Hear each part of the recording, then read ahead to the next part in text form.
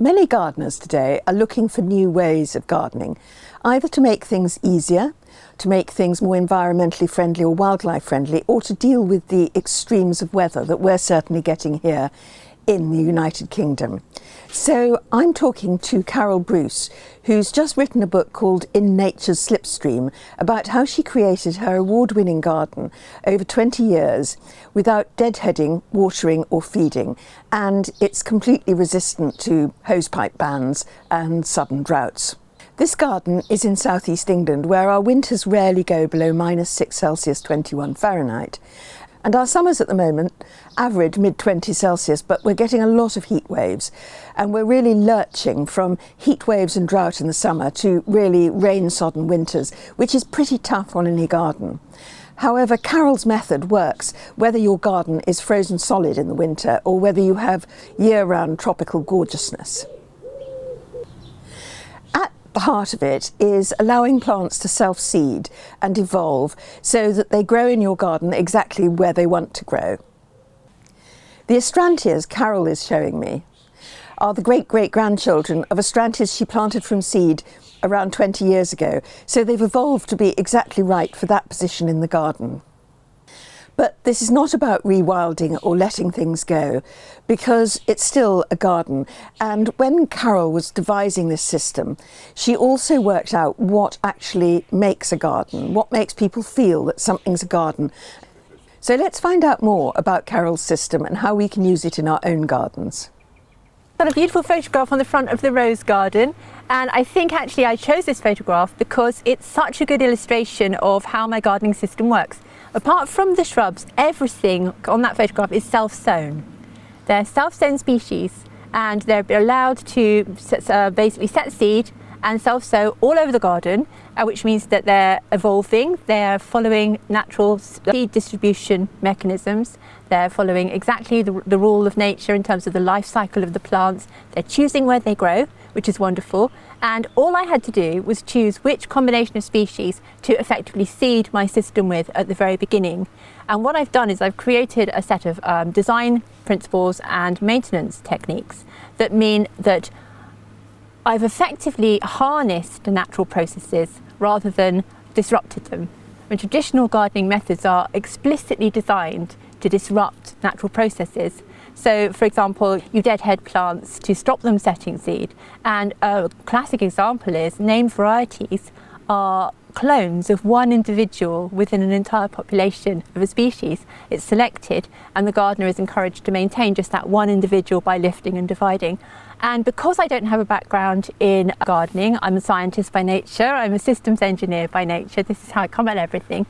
I was so inspired by the health and the vibrancy in the surrounding countryside.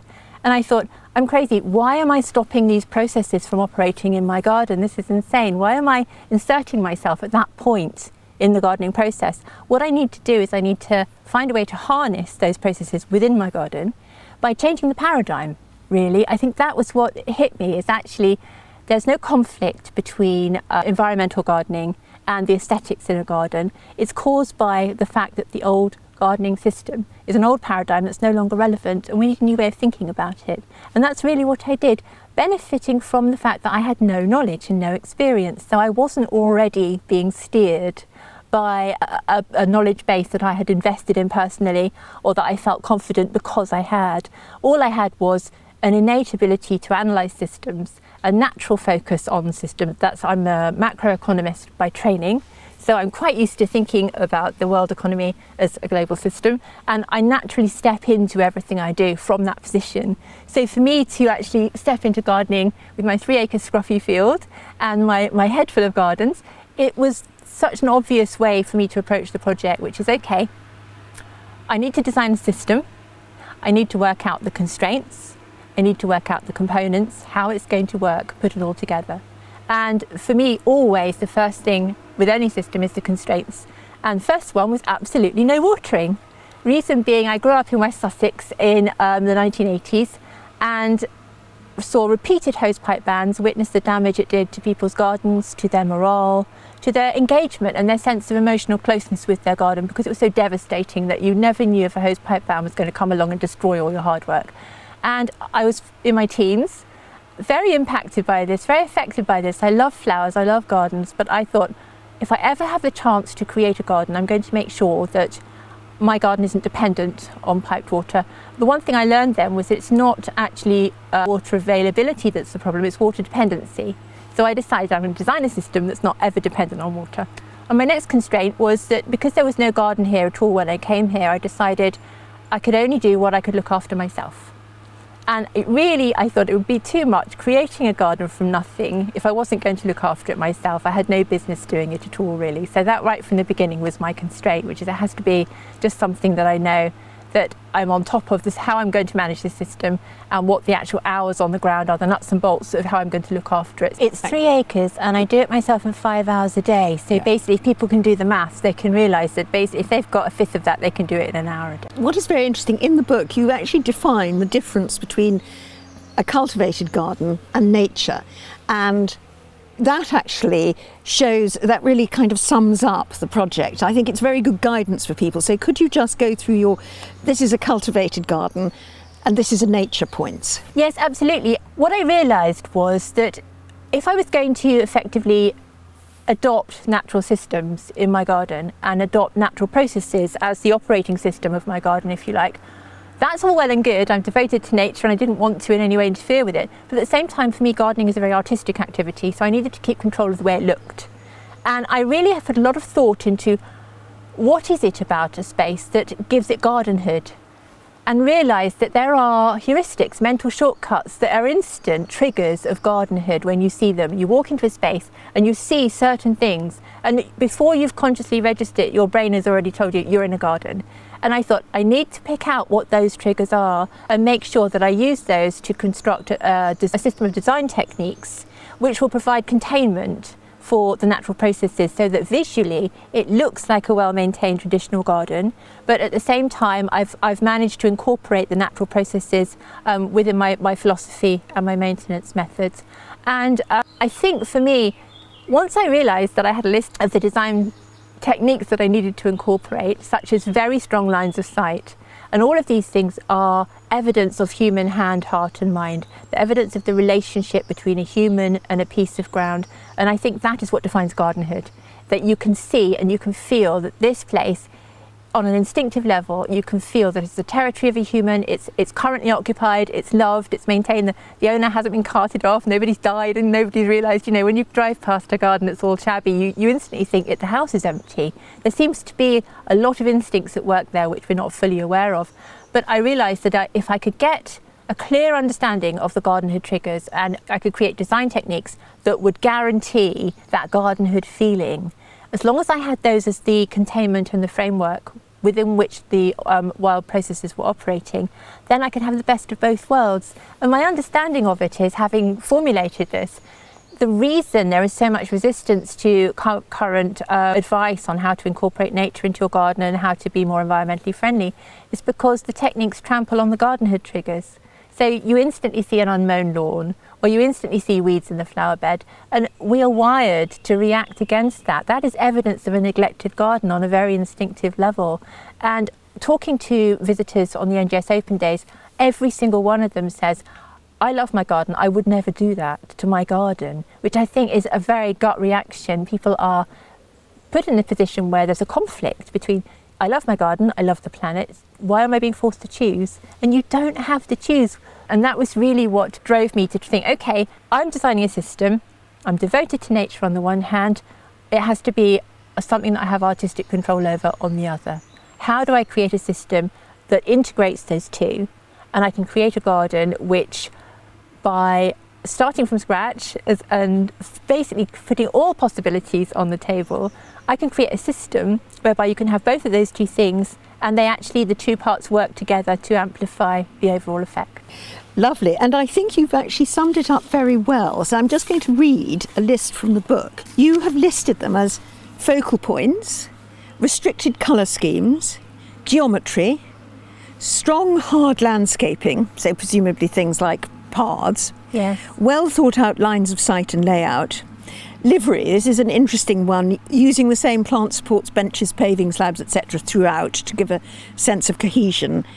a few highly visible and highly manicured elements, such as the freshly mown lawn that you've said. Yes. Absolutely no weeds, which is an interesting one. And then you go on to the nature side, and the first one is no interference in the growing conditions, which is really a sort of extension of right plant, right place, isn't it?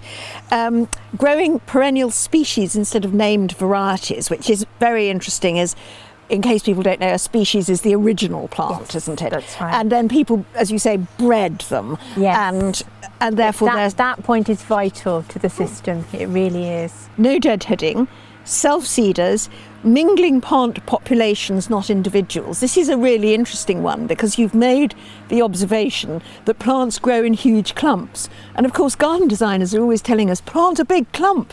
And of course, that's what nature wants you to do as well. So it's really interesting, I think, that the nature has actually echoed into the visual. Yes, it's been fascinating. I think that the absolute key in terms of why this system works, it would work without this element, but nowhere near as well, is the fact that I'm using genetically diverse populations of perennial species for the entire herbaceous understory, rather than named varieties, with the intention that they will evolve in lockstep with climate change. And something I realised was that Mother Nature's tried and tested adaptation mechanism of survival of the fittest, natural selection by survival of the fittest, is there to be had, but we're snapping off the seed pods. What we need is a genetically diverse population so natural selection has got something to select from.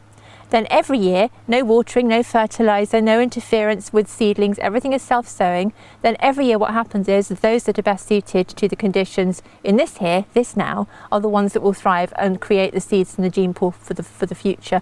And it has worked so wonderfully. I am so happy with the way it turned out, particularly in the rose garden. In 2023, there was a hosepipe ban and a heat wave.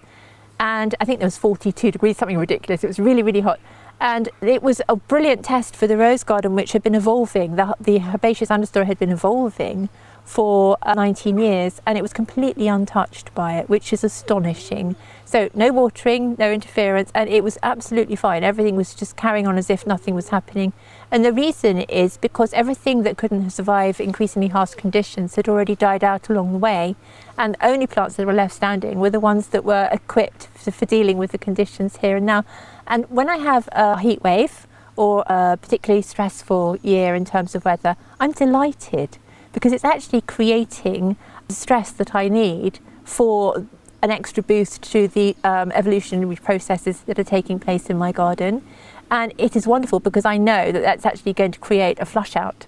So anything that was just hanging on, it will no longer be contributing its genes to the gene pool of that species in the garden. So it works. I've basically taken the natural process of natural selection, evolution. I've replaced the human, which is that the plant has been selected by a human. I've replaced it with Mother Nature, which is how it's supposed to be, how it is in the wild.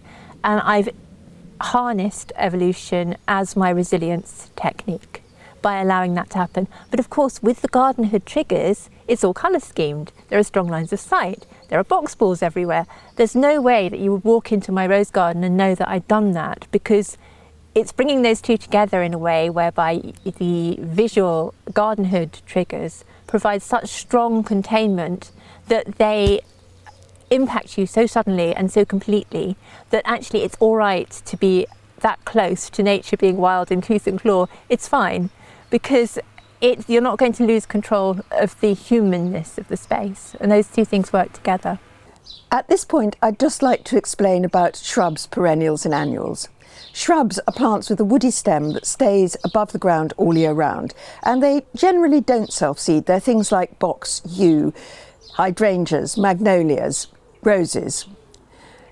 Perennials are plants that live in your garden for 3 years or more and quite often go underground in the winter, and these are the ones that Carol is planting from seed and allowing to self-seed. And then there are also annuals and biennials. Annuals sprout, flower, set seed and die in 1 year, and biennials do it in 2. And in terms of being inspired by your local nature, people watch this channel from all over the world, from South Africa, from Australia, from Canada, from the States and everything like that.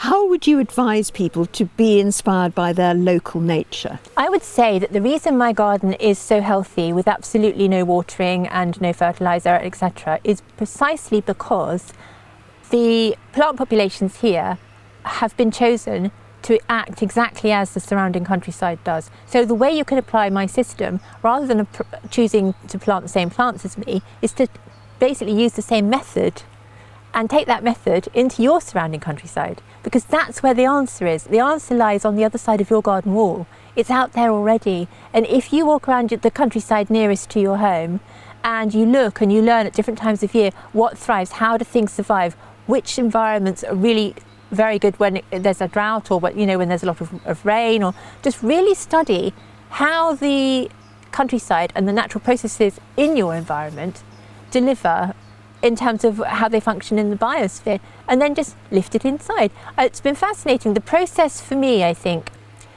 by moving the point at which there's human intervention way back into the planning stage, I think what normally happens is people plant things in the heat of summer, and the point of human intervention in the garden then becomes they are burdened with the task of watering it, keeping it alive.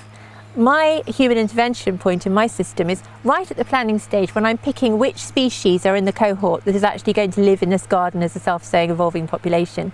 It took me about 4 months of research, and the reason is there's no amount of time you can put in at the beginning which will be wasted.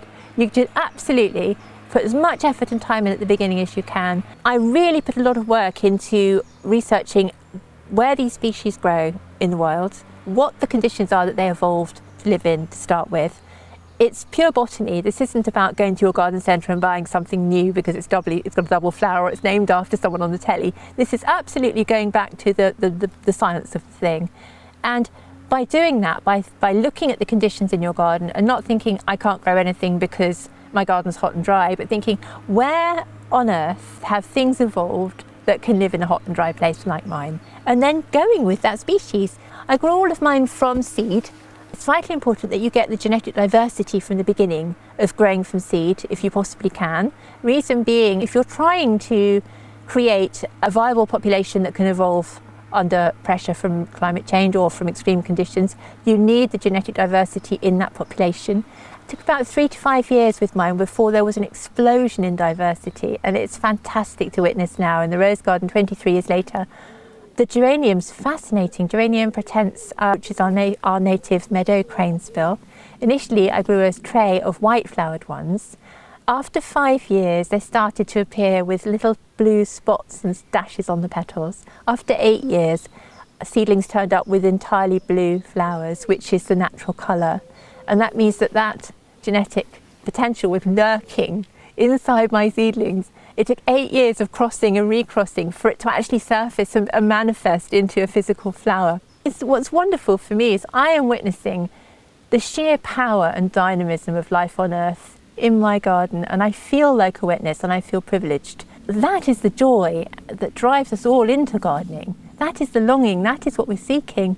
And to be able to have created a system that delivers purely by me surrendering to something more powerful than me, by me accepting that I don't know best, that I'm not in control, this isn't my domain, that actually I'm very fortunate that Mother Nature lets me pick where the paths are, pick the colour scheme and pick the initial plants. I feel simultaneously uplifted and like I should be on my knees, because I'm in an environment where I just feel I'm grateful to be part of the biosphere. I feel put in my place. I feel I belong to this environment, and I suppose I just feel fundamentally connected to the botany, the biology of the thing.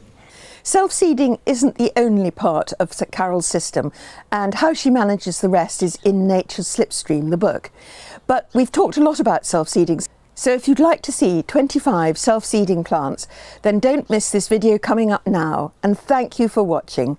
Goodbye.